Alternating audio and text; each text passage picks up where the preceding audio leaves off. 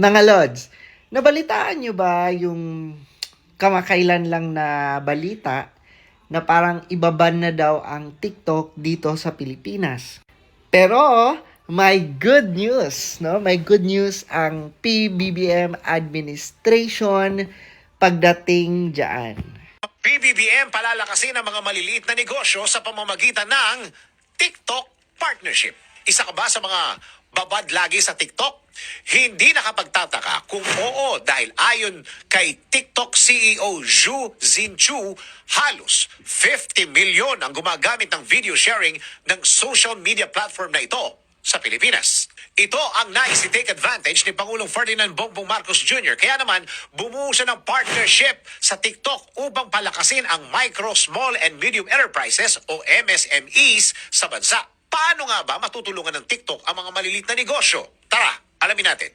Sa sidelines ng 2023 APEC Summit noong November 17, 2023, nakipagkita si Pangulong Marcos kay TikTok CEO Chu kung saan nabuo ang kanilang partnership. Sa pamamagitan ng edutainment, tuturuan ng mga maliliit na negosyante at small-scale sellers na maibenta ang kanilang mga produkto sa mas malawak na merkado.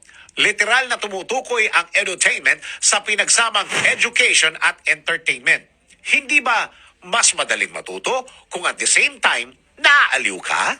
Kaya naman nais ni Pangulong Marcos na itry ng TikTok sa ganitong paraan ang local sellers, partikular na ang mga nasa rural areas upang ipromote ang kanilang mga produkto. Ayon kay Chu, gusto nila sa TikTok na i-highlight ang mga lokal na produkto mula sa mga maliliit na negosyo. Anya, ginagawa ito ng TikTok sa Vietnam, Indonesia at Malaysia kung saan binibigyan nila ng platform ang sellers na magbenta at mag-export ng kanilang mga produkto saan mang bahagi ng mundo. Nahayag naman ng TikTok CEO ang excitement nitong mabigyan ng edutainment ang mga maliliit na negosyante sa Pilipinas. Matatandang noong April 2022, inilunsad ang TikTok Shop. Ito ang e-commerce section ng TikTok kung saan maaaring mag-browse at bumili ang users ng mga produktong nakikita nila sa videos. Biggest market sa labas ng Amerika ang Southeast Asia dahil sa 325 million monthly active users nito. Malaki ang ambag ng MSMEs. Sa katunayan, noong nakaraang taon, umabot na sa $4.4 billion ang gross merchandise value ng TikTok Shop sa Southeast Asia. Malaki ang ambag ng MSMEs sa development ng bansa dahil isa sila sa mga pangunahing pinagmumulan ng trabaho at innovation. Actually mga Lods, napakalaking tulong iyan sa ating lahat. Lalo na alam naman natin na lumalakas ngayon yung online. And it's a great move, no, ng PBBM administration na makipag-partnership mismo sa TikTok.